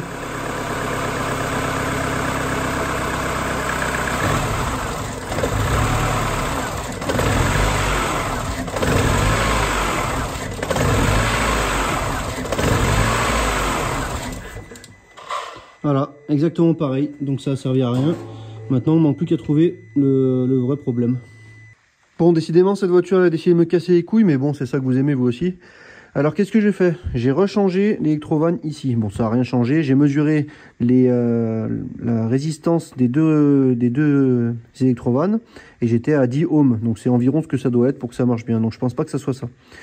La poulie, j'ai changé, j'ai mis les deux. Donc il y a quand même peu de chances que les deux soient mortes, autant l'une que l'autre. Donc ça me paraît un peu faible. Ensuite, j'ai changé le capteur ici d'échappement. Des fois, j'ai des problèmes d'admission d'échappement. Bon, je sais pas, mais c'est plus souvent l'échappement. Donc j'ai changé ce capteur. J'ai eu l'impression que ça démarrait plus facilement parce qu'elle avait un petit peu du mal à démarrer avec l'ancien capteur. Mais bon, je suis pas sûr que ça soit ça. Parce qu'entre-temps, le moteur a chauffé. Donc est-ce que ça démarre mieux à cause de ça? Peut-être. Et ensuite, j'ai fait environ 865 fois l'adaptation d'Evanos parce qu'il faut la faire au moins 3 fois. Mais bon, à chaque fois, j'ai recommencé. Et là, donc je viens d'en faire encore une. Et ça me dit, valeur d'adaptation décalage angulaire côté échappement, 36,90 degrés. Et la valeur de consigne d'échappement entre 40 et 60. Donc déjà, je suis pas bon. Et là, valeur d'adaptation de l'admission, je suis pas bon non plus. 134, et je dois être entre 140 et 160. Donc je suis pas bon sur les deux. Lorsque je mets non, ça me dit que ça n'a pas pu faire l'adaptation d'Evanos. Bon, peu importe. Donc je vois plusieurs solutions. Soit ma pression d'huile n'est pas bonne, donc il faudrait éventuellement la vérifier en mettant un raccord directement ici avec mon manomètre. Soit ma distribution, je l'ai mal faite, mais bon, avec les outils de calage et que j'ai revérifié 3 fois au total, voire même 4, parce que j'ai vérifié 2 fois à chaque fois, je pense que je suis quand même pas trop mal. Et il y a une autre solution, c'est que, je sais pas si vous vous souvenez, mais lorsque j'ai démonté la distribution, j'avais calé les arbres à cam et le vilebrequin, je trouvais pas le trou dans le calage, comme s'il était décalé. Alors, est-ce que le volant moteur est pas le bon? Est-ce qu'il a été décalé? Je sais pas. En tout cas, c'est quand même à prendre en compte parce que normalement, j'aurais dû trouver le trou de pige du vilebrequin en étant calé sur les arbres à cam, étant donné que la voiture, elle roulait, je suis rentré avec en roulant. Donc, il y a plusieurs choses. Déjà, il faudrait vérifier la pression d'huile. Donc, il faudrait mettre le manomètre ici, voir si la pression d'huile est correcte. Déjà, ça serait important. Ensuite, si la pression d'huile est bonne, revérifier éventuellement le calage de la distribution, me remettre dans le bon calage. Et une fois que je serai dans le bon calage, si le calage est bon, enlever les bougies et vérifier si les 4 pistons sont à la même hauteur. Si les 4 pistons ne sont pas à la même hauteur, ça veut dire que le calage du vilebrequin n'est pas bon. Bon, bref, je vous ai à peu près dit ce que j'allais faire maintenant. Je vais pas vous filmer à chaque fois que je mets les outillages, mais je vous filmerai le résultat quand je testerai. Sur ce moteur, contrairement à la C4, qui a quasiment le même, où le capteur est sur le support filtre à huile, là le capteur il est dans la culasse. Donc il est juste là, donc je l'ai défait. Et forcément, avec les 848 000 raccords que j'ai, eh ben, j'ai pas le bon. Donc j'ai commandé le bon, je vais remettre le capteur et puis je testerai la pression d'huile plus tard. Je vais remonter le capteur, je remonte le branchement et ensuite je vais faire ce que j'ai dit après, c'est vérifier le calage de la distribution pour la 8e fois. Et puis une fois que ça sera fait, eh ben, je verrai en enlevant les bougies si tous les pistons sont bien à la bonne hauteur parce que c'est le calage qui devrait être bon avec la pige dans le vilebrequin. Si tout ça est bon, eh ben, j'attendrai de recevoir ce capteur, enfin le raccord pour mesurer la pression d'huile. J'ai enlevé le couvre-culasse, j'ai replacé mon outil ici qui est bien appuyé ici sur le plan de joint, qui est bien appuyé ici aussi sur le plan de joint et à l'arrière aussi. Donc les arbres à cam sont bien synchronisés l'un avec l'autre. En même temps, le défaut que j'avais, il était un petit peu décalé sur les deux. Donc maintenant, on va voir en dessous de la voiture. Je vais lever avec le pont et je vais vous montrer avec la caméra endoscopique que le trou est bien en face et que la pige, elle rentre bien à l'intérieur. Une fois qu'on aura fait ça, qu'on aura bien validé ça, parce que j'en suis pas encore certain tant que je l'ai pas fait. Une fois que j'aurai fait ça, j'enlèverai les 4 bougies et je vérifierai avec un long tournevis s'il s'enfonce de la même façon sur les 4. Ça voudra dire que le moteur il est bien calé. Donc là, si je mets la caméra en face du trou ici, là vous voyez bien que le trou il est bien en face. Au fond, c'est le volant moteur qu'on voit. Donc la pige rentre dans ce trou, pardon. La pige elle ressemble à ça. Donc on peut voir qu'il y a un épaulement. Le petit trou il rentre dans le volant moteur et le gros diamètre là c'est dans le carter. Donc normalement si je le mets il devrait rentrer. Après c'est très précis donc il suffit que le moteur soit pas parfaitement... Voilà, il est rentré bien nickel. Donc là il est bien dedans. Donc là la pige elle est dedans, enfin je pense. Donc si je me décale comme ça pour vous montrer sur le côté, normalement je ne devrais pas pouvoir tourner le moteur. Bon, d'un côté il y a le calage sur le dessus mais je ne devrais pas pouvoir du tout le tourner parce que c'est quand même assez précis. Donc là, voilà, je peux pas le tourner à gauche. Enfin je peux pas le tourner dans le sens des aiguilles d'une montre. Et dans l'autre sens non plus. Donc il est bien calé. Donc vu qu'il est bien calé, je vais faire ce que j'ai dit. Je vais redescendre la voiture. Je vais enlever les 2 bougies. J'ai pas besoin d'en enlever 4 parce que le piston 1 et 4 sont au même niveau et le piston 2 et 3 sont au même niveau. Donc je vais enlever par exemple le cylindre, la bougie 1 et la bougie 2 et je vais vérifier si les 2 pistons sont bien à la même hauteur. Normalement oui, il n'y a pas besoin de vérifier ça en règle générale, mais là j'ai un doute. Donc je vais faire ce test. J'ai enlevé les bougies des cylindres 1 et 2, j'ai mesuré avec un tournevis, un long tournevis, et effectivement, ils sont bien à la bonne hauteur, enfin la même hauteur tous les deux. Ce qui est logique, évidemment, par rapport au calage du volant moteur, mais ça explique pas du coup mon problème. Donc pour le moment, je suis retour un petit peu au point zéro. La poulie de déphasage ici, c'est quand même... ça serait quand même incroyable que les deux soient mauvaises, et en plus de ça, on a bien vu que l'admission, une fois sur deux, c'était pas bon non plus. Donc ce qui reste à vérifier, ça serait la pression d'huile. Malheureusement, je ne peux pas le vérifier tout de suite. Si la pression d'huile est mauvaise, et ben, ça peut aussi influencer là-dessus. Ça peut empêcher la pression d'huile de vraiment rentrer dans les électrovannes pour pouvoir déphaser les poulies. Bon, s'il n'y avait pas de pression d'huile, on entendrait peut-être aussi les poussoirs. Et s'il n'y avait vraiment pas du tout de pression d'huile, ça m'allumerait le voyant au compteur. Malheureusement, sur ces moteurs, c'est juste un manocontact, c'est-à-dire que c'est juste un capteur qui détecte si la pression est supérieure à une certaine valeur. Alors, je sais pas, là, c'est peut-être 0,4 bar, 0,6 bar. Enfin, en général, c'est très faible, hein. C'est vraiment s'il y a plus d'huile ou pas d'huile du tout. Un manque d'huile dans le moteur, ça pourrait le faire, mais pareil, ça m'allumerait le voyant. Donc, je pense pas que ça soit ça. Soit c'est la pression d'huile qui est vraiment un peu trop basse ou trop haute, c'est possible, hein, dans les deux cas. Pourtant j'ai bien nettoyé, et avec tout ce qu'il y avait dans la crépine avant, je pense pas que ça peut être pire qu'avant. Donc soit j'ai fait une erreur, c'est ce qui est possible, hein, tout est possible, soit il y a autre chose que j'ai pas encore trouvé. Dans tous les cas, je continue de chercher et je vous tiens au courant. Je continue mes recherches. Donc j'ai découvert sur ce moteur, enfin j'avais déjà vu un petit peu avant, que les arbres à cam, les cams pouvaient se dessertir et se décaler. Sur les arbres à cam, il y a deux positions importantes, donc celle avec le calage qui est ce carré, et ensuite il y a cette position avec, on va dire cette forme qu'il y a ici, qui permet au capteur qui est sur le couvre-culasse de chaque côté, donc pour l'admission et pour l'échappement, de détecter la position de l'arbre à cam. Ensuite, il n'y a pas d'autres capteurs, il n'y a pas de capteur ici, mis à part l'électrovanne, mais bon, qui fournit juste, qui se déplace juste pour fournir plus ou moins d'huile, de pression d'huile dans les déphaseurs. Il n'y a pas d'autres capteurs. Donc il y a les capteurs d'arbre à cam d'échappement ici, d'arbre à cam d'admission ici, puis le capteur de PMH qui est entre le moteur et la boîte au niveau du vilebrequin. Si il y avait un problème de capteur PMH, je pense que ça démarrerait pas. Bon, ça a vérifié. J'ai pas l'impression qu'il y ait déjà l'embrayage qui a été fait, donc je suis pas sûr que ça a été démonté, mais bon, ça on sait pas, on peut pas vraiment savoir. Le capteur d'échappement, je l'ai changé. Comme j'ai dit, quand je l'ai changé, alors je l'ai changé par une occasion, hein, que j'avais déjà. Quand je l'ai changé, le moteur démarrait plus facilement. Mais est-ce que c'est parce qu'il était plus chaud ou pas? Je sais pas, c'est un petit peu difficile à dire.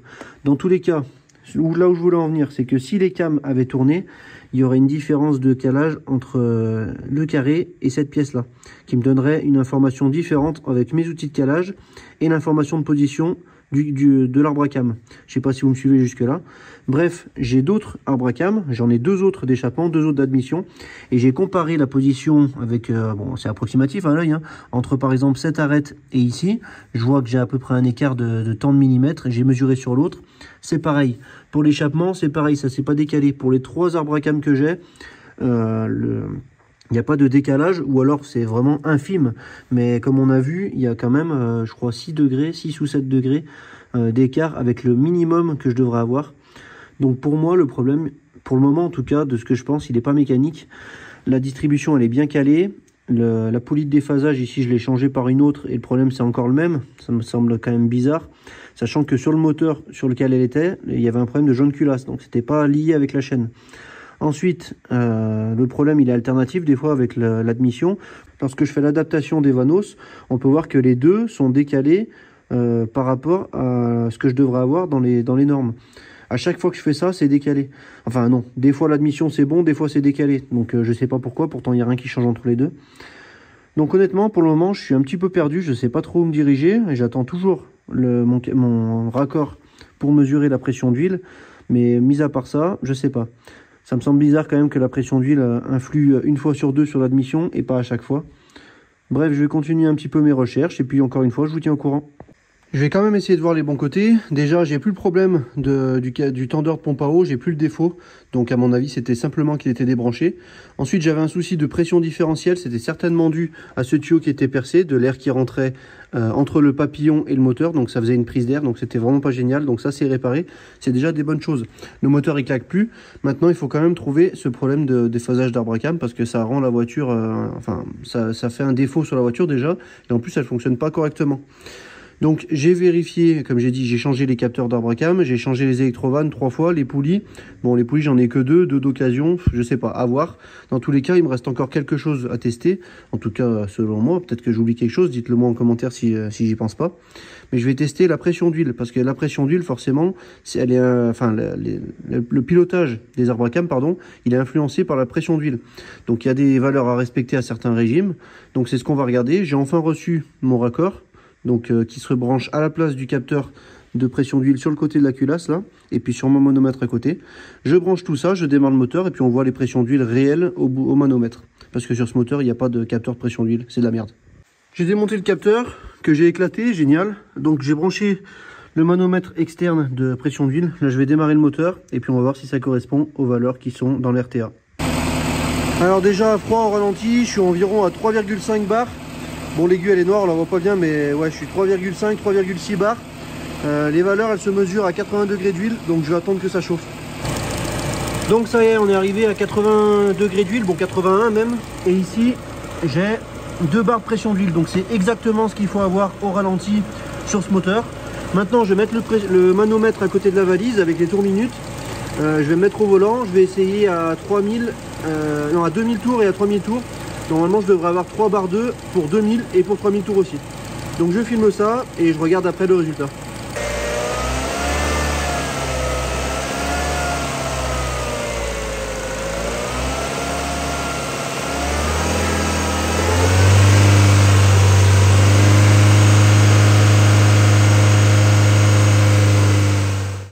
Bon, pour commencer, déjà, j'ai dit une connerie, c'est pas au ralenti, les 2 bars, c'est à 1000 tours. Donc à 1000 tours, j'ai bien 2 bars, pas de souci. Et comme vous avez pu voir, ou peut-être pas, je sais pas, mais à 2000 tours et à 3000 tours, j'ai pas 3,2 bars, j'ai plutôt 2,8, 2,9. Donc c'est un petit peu en dessous. Bon, étant donné qu'à 1000 tours, j'ai les 2 bars, et que le problème, il se trouve aussi à 1000 tours, je pense pas que le problème vienne de là. Même si la pression d'huile, elle est pas idéale, elle est un petit peu légèrement en dessous à 2000 et 3000 tours. Je pense pas que ça vienne de là. Malgré tout, de toute façon, je vois pas comment je pourrais régler ce problème, surtout pour si peu. À part qu'il y ait quelque chose qui coince quelque part, mais bon, ça serait un peu louche. Maintenant, ce que j'ai remarqué pendant ce test, c'est que l'arbre excentrique, donc c'est le moteur de VTI, le troisième arbre Arbacam pardon, qui est à l'arrière. La valeur actuelle et la valeur du point réglé, alors là le moteur il est éteint donc ça marche plus, mais la valeur actuelle, donc la valeur réelle on va dire, et la valeur qui est demandée, il y a un décalage. Ensuite ici entre le Vanos champ d'admission actuel et valeur point réglé, pareil il y a un décalage un peu plus important que celui-là, et sur l'échappement encore plus. Cette valeur, elle est incrémentée, je pense, par rapport au vilebrequin, donc au capteur de point Moreau. C'est la seule liaison que je vois entre les trois. Ou alors, une distribution qui est mal calée. Mais bon, la distribution, je l'ai vérifiée 3 fois, voire même 5. Donc, j'ai un petit peu du mal à croire ça. J'ai un autre capteur de PMH sur l'autre moteur. Donc, je pense que ce que je vais faire maintenant, c'est que je vais changer le capteur PMH et on va voir ce que ça donne. Donc là on est sous le moteur à l'arrière, ici on peut voir qu'il y a un cache plastique, donc je vais l'enlever, il faut enlever ce clip là, faire sauter ce clip là, et derrière il y a le capteur avec le branchement. Normalement c'est pas très compliqué, j'aurais vite fait de le changer, et ensuite on réessaye. J'ai changé le capteur de PMH et sans surprise, il n'y a aucune différence. Donc là j'ai 20 degrés d'écart sur l'échappement, là j'ai 3 degrés d'écart sur l'admission, et j'ai 6 degrés d'écart sur l'arbre excentrique, donc c'est-à-dire le troisième arbre d'Arbacam. L'arbre de VTI quoi. Donc bon bah c'était pas encore ça. Je vais remettre l'ancien je pense parce que j'ai pas encore envie de tout remodifier. Et puis je pense que la prochaine étape ça sera de commander une poulie déphaseur neuve pour l'échappement, et j'y crois pas non plus. J'ai démonté mon manomètre de pression d'huile, j'ai remarqué que j'avais une bonne fuite d'huile en plus au niveau du raccord. Bon, j'avais pas mis de joint, c'était juste pour vérifier. Donc on va dire que je serais plutôt vers les 3 bars à 2000 et 3000 tours. Je pense que j'avais une petite perte. Bon, dans tous les cas, c'est pas très grave. Je pense pas que ça soit dû à ça. Pourquoi? Bah parce que au ralenti, j'ai aussi le problème, et pourtant, la valeur de pression d'huile est bonne à ce niveau-là. Donc je pense pas que ça soit lié. J'ai remis le capteur PMH d'origine. Bon, ça sert à rien, mais bon, j'ai préféré remettre celui d'origine parce que ça fonctionnait pareil. J'ai remis le cache en plastique, tout ça. Bon, ça, je l'avais déjà fait hors caméra, mais je vais le refaire pour vous montrer. Donc, l'état du palier qui est en bout ici. Donc, comme on peut voir, il est nickel. Il n'y a pas de souci. Ici, les joints, ils sont bien en place, même si à la limite, ils étaient un peu usés. Je vois pas la raison pour laquelle ça pourrait être aussi mauvais. Ces joints-là, là, je parle des joints noirs là qui tournent. En plus, ils tournent très bien, ils sont pas coincés, ils sont pas fissurés. Bref, tout va bien. Donc, c'est-à-dire que s'il y avait un problème ici, eh ben, ça pourrait faire une perte de pression d'huile dans le circuit et ne pas pouvoir déphaser la poulie. Mais là, ça n'a pas l'air d'être le cas. Je vois rien qui me choque. Donc, c'est encore pas ça le problème. Je vais remonter ce palier et bien le serrer au couple. Mais c'était pour vous montrer que c'était encore pas ça le souci. Là actuellement je me trouve dans la mini rouge, donc il fonctionne bien, elle. Donc on peut voir les valeurs de herbe excentrique, elles sont bonnes à 1 degré près. L'admission c'est pareil. Où c'est que c'est, voilà, là c'est l'échappement. Et là c'est l'admission, donc c'est inversé sur l'autre, bon c'est pas grave. Mais on peut voir que les valeurs elles sont très bonnes. Bon là j'ai 1 degré, mais bon 1 degré c'est pas les presque 10 degrés que j'ai sur l'autre. Donc franchement je comprends pas. En plus les valeurs là je suis à 60 et 110 pour l'échappement. Et de l'autre côté, pour la grise, c'est pas du tout ces valeurs. Bon là, je peux pas la refaire tourner, la grise. J'ai commandé une pièce, je vais attendre de la recevoir. Et on verra ce que ça donne. En attendant ma pièce, j'ai voulu tester la clim, enfin le circuit de clim, en tirant le vide. Donc j'ai tiré le vide une première fois pendant 20 minutes, avec un maintien pendant 4 minutes de vérification. Il me restait 2 millibars à la fin, sachant que ça tire à 1 millibar. Donc j'ai pas l'impression qu'il y ait une fuite.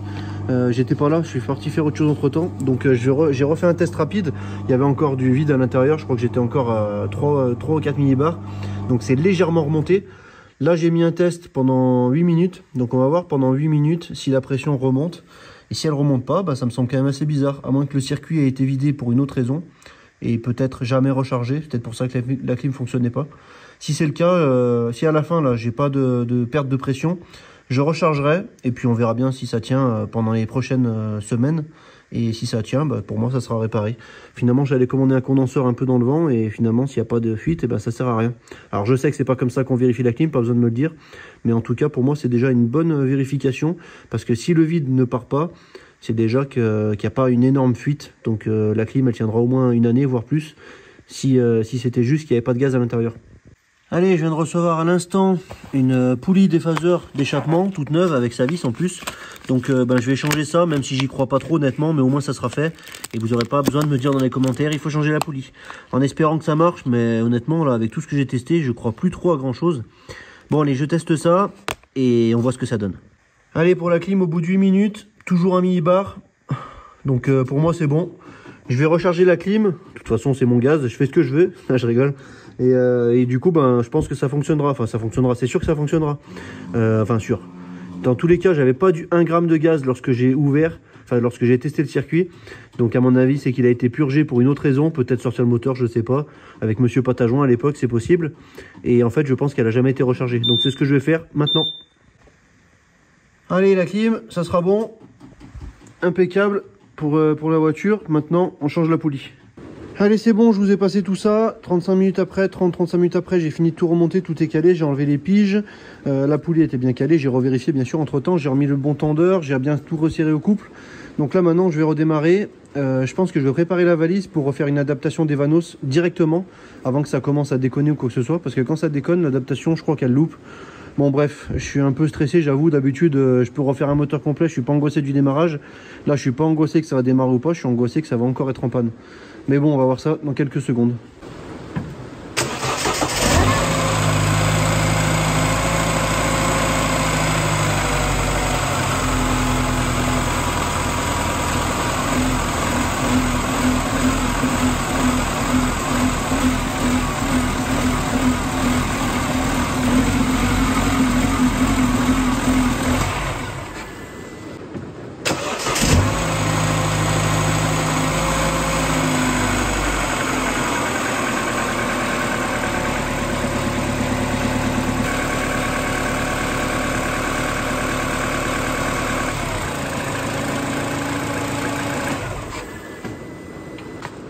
Bon bah voilà, ce moteur de merde il a décidé de me péter les coups jusqu'au bout. C'est toujours pas bon, donc j'ai acheté une poulie pour rien, je m'en doutais. Donc maintenant bah ça va être fini pour cette vidéo. J'avais pris de l'avance malheureusement et là je commence à... Bah, j'ai perdu toute l'avance que j'avais. Donc bah, ça sera tout pour cette vidéo. Je sais vraiment pas ce que ça peut être, mais bon. Bon, il y a quand même un truc qui est bizarre, c'est que le moteur tourne pas si mal. Et le vanos d'échappement, eh ben, il a des valeurs qui sont bonnes de temps en temps. Là par exemple c'est bon, là c'est plus bon. Alors qu'avant c'était jamais bon. Là, admission, c'est totalement bon. Et là, l'arbre à cam excentrique, il est pas bon du tout. Ah bah là il est bon. Bon, je sais pas. Je vais attendre un peu, je vais peut-être essayer de faire chauffer la voiture et refaire une réadaptation des vanos. Alors j'ai tout fait, hein. Effacement des adaptations, effacement des adaptations du vanos, réapprentissage du vanos. À chaque fois ça marche pas. Bon là déjà c'est beaucoup mieux qu'avant, même si c'est encore pas génial parce qu'on peut voir des fois que ça fait un écart, mais ça revient bien. Donc je vais attendre un peu, je vais faire chauffer le moteur et on va voir si j'arrive à refaire l'adaptation après et si le moteur déconne d'ici là. Yes! Bon bah ça y est, je suis là, je suis bon, je suis dans mes bonnes valeurs. Ah oui, je suis content parce que j'en ai vraiment chié. Comme quoi c'était vraiment cette poulie apparemment qui était pas bonne. Donc j'ai bien noté HS sur les 2 autres poulies que j'ai parce que je compte les garder, je vais pas les jeter non plus. Au cas où ça peut me servir, au cas où une autre fois. Bon là je suis content, franchement là je suis content. En plus je comprenais pas parce que la voiture tournait bien, il n'y avait plus les problèmes. La variation des arbres à cam était pas aussi élevée qu'avant, elle était de 1 ou 2 degrés maximum. Je comprenais pas pourquoi j'arrivais pas à avoir les valeurs d'adaptation dans les tolérances. J'étais toujours à 36 et là bah, comme vous voyez bien, je vais vous détailler quand même 52-50, donc je suis bien entre 40 et 60. Et l'admission 152-60, je suis bien entre 140 et 160. Donc là je vais enfin pouvoir mettre pour la première fois, oui, ici, adaptation vanos réussie, merci, continuez. Donc là je suis bon. Franchement je suis super content. En plus j'ai l'impression que celle-ci par rapport à la rouge a un ralenti vachement plus bas. Alors je sais pas pourquoi, peut-être que la rouge fait un peu plus de bruit, je sais pas. Celle-ci elle est vachement plus silencieuse. Alors est-ce que les vanos ont tendance à faire un peu de bruit? C'est possible parce que là j'ai l'impression qu'elle fait vachement moins de bruit depuis que j'ai changé le vanos d'échappement. Honnêtement, maintenant, avec le recul, je me dis que la prochaine fois que je ferai une distribution sur un VTI, alors oui, ça va me coûter plus cher, mais je pense que je commanderai les 2 vanos. En plus, avec les vanos, enfin, quand je dis les vanos, je parle des poulies. En plus, avec les poulies, il y a les 2 vis qui sont fournies, qu'il faut changer, et que je change pas à chaque fois, malheureusement, parce que les vis toutes seules sont un petit peu galères à trouver. Et en plus de ça, ça repart sur une bonne base, parce qu'en général, quand on change la chaîne de distribution, pardon, c'est qu'elle a été détendue, les réglages ont été mauvais pendant un certain cycle, voire même pire que ça, comme celle-ci, comme vous avez vu, il y avait les guides qui étaient morts. Donc je pense que si c'était à refaire, je mettrais 200 € de plus et je changerais les 2 poulies. Alors 200 € c'est pas rien, mais franchement quand je vois le temps que j'ai passé, les 200 € ils auraient été largement payés. Bon dans mon cas ça m'a pas coûté 200 € parce que j'ai changé juste celle d'échappement, mais quand même j'ai quand même pas mal galéré pour trouver ça. J'espère que c'est bon, je vais vous remettre sur le trépied, vous montrer de devant comment le moteur tourne en le redémarrant. Mais là je suis très content. Malheureusement, j'avais prévu de faire aussi les disques, les plaquettes, encore de la mécanique, mais ça sera dans la prochaine vidéo avec la suite de la restauration de cette Mini.